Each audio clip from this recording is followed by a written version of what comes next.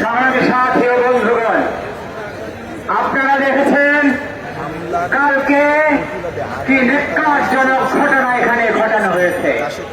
একটি উত্তেজনাকর পরিস্থিতি নিয়ন্ত্রণ করবার পরে যখন গণ অধিকার পরিষদের নেতা কর্মীরা তাদের কার্যালয়ের নিচে শান্তিপূর্ণ সংবাদ সম্মেলন করছিলেন, সেই সংবাদ সম্মেলনে পুলিশের পেটুয়া বাহিনী এবং সেনাবাহিনী একদল বিপদগামী সৈন্য এখানে এসে তারা অতর্কিত হামলা চালায়।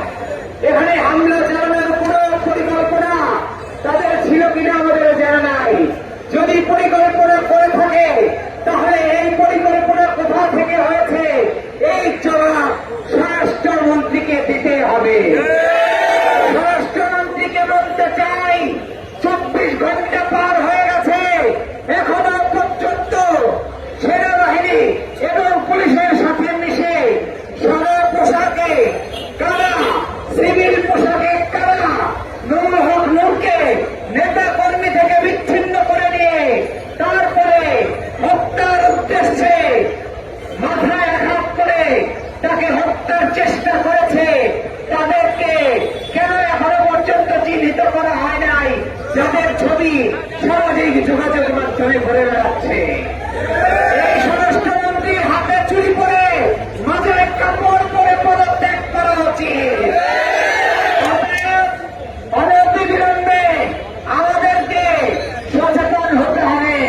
জুলাই অভ্যুত্থানের যে স্পিড, জুলাই অভ্যুত্থানের যে চেতনা, সেই চেতনাকে ধ্বংস করে জাতীয় পার্টির মাধ্যমে একটা শ্রেণী আওয়ামী লীগকে প্রতিষ্ঠিত করতে চাচ্ছে এবং জুলাই অভ্যুত্থানের গণতন্ত্রকামী মানুষের চেতনাকে পরিষ্কার করে দেওয়ার জন্য নীল নকশা এনেছে এবং সেই নীল নকশা শুরু হিসেবে তারা আজকে বিভিন্নের উপর আক্রমণ করেছে, গণ অধিকার পরিষদের কার্যালয়ে আক্রমণ করেছে।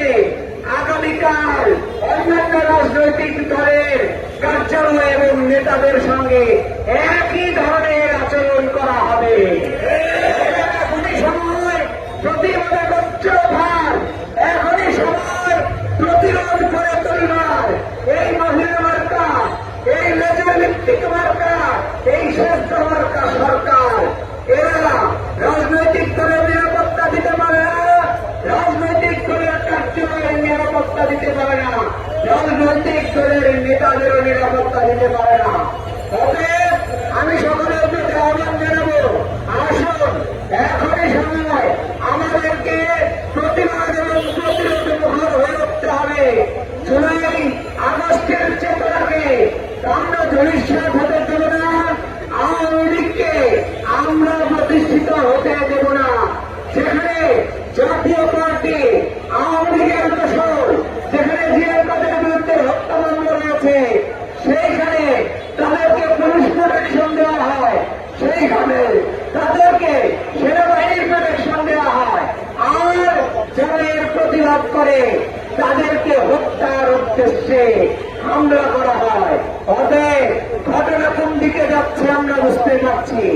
অতএব অনতিবিলম্বে যদি এই বিচার এবং এদেরকে চিহ্নিত এবং এদেরকে বিচারের আওতায় না আনা হয়, তাহলে আপনাদের গদিও থাকবে না, আপনাদের মোদিও থাকবে না। অনতিবিলম্বে আপনারা এর সুষ্ঠু বিচারের আয়োজন করুন, নয়তো আমরা আমাদের মুখের কথা যদি বুঝতে না পারে তাহলে আমরা রাজনীতির ভাষায় কথা বলবো। যদি রাজনীতির